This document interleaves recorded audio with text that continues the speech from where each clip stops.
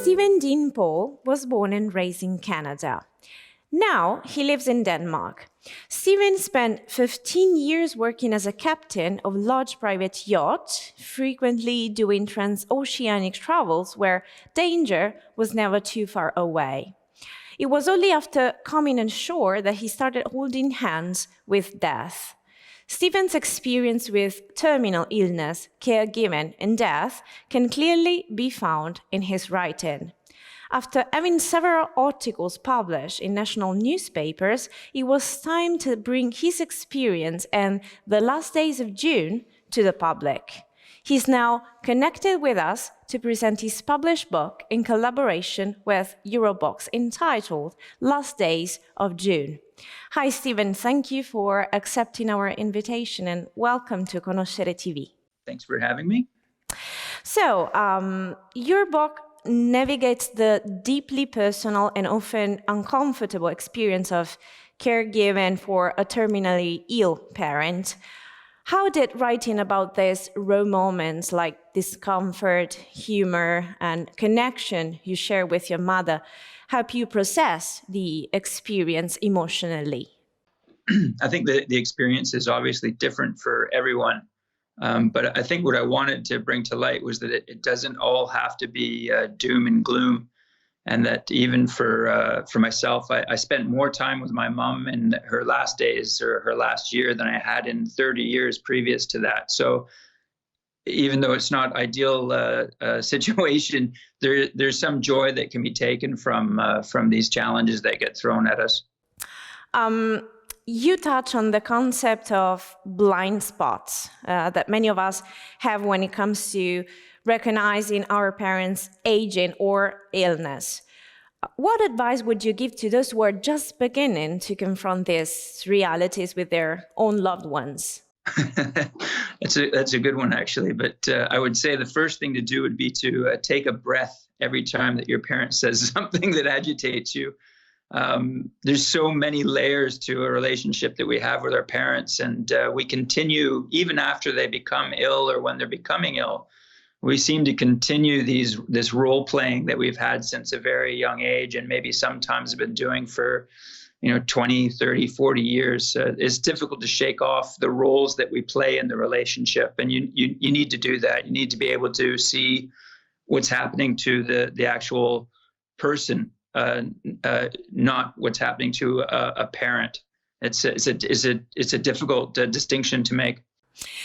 In this book, in Last Days of June, you mentioned the challenges of discussing and planning for medical assistance in dying. What was the most difficult part of navigating with this decision with your mother, and what insight can you share for others facing similar conversations? There's a couple of things, but I think probably the most difficult is it's so unknown and it's so wild. You don't expect you to ever be in that position, and you're ignorant. You don't know anything about anything, and it's that unknown or that ignorance really plays it really unsettles you. And the other part is playing an active, I would say it's either that or it's playing an active role in organizing it. I felt very uncomfortable with playing this active role in basically organizing the death of my mother.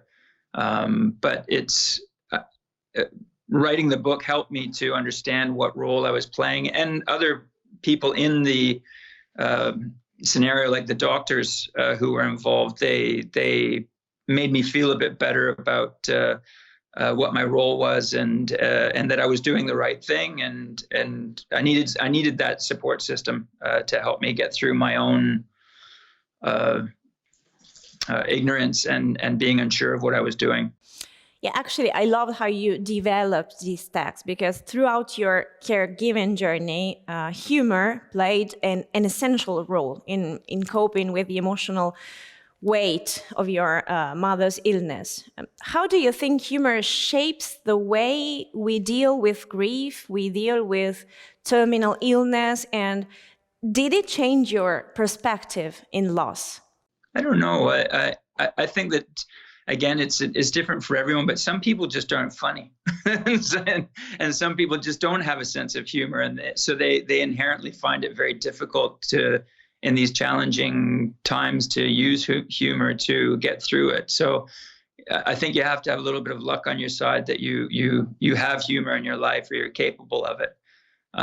Looking back on it, though, like when people on the, not on the street, but people that I know, when we talk about the book, I always mention how many laughs we had. Like my mom and I laughed so much in that last year. It's ridiculous. It's ridiculous. Now, I don't know if that makes us ridiculous or whether we're unique in that, but I think you can find it if you look for it.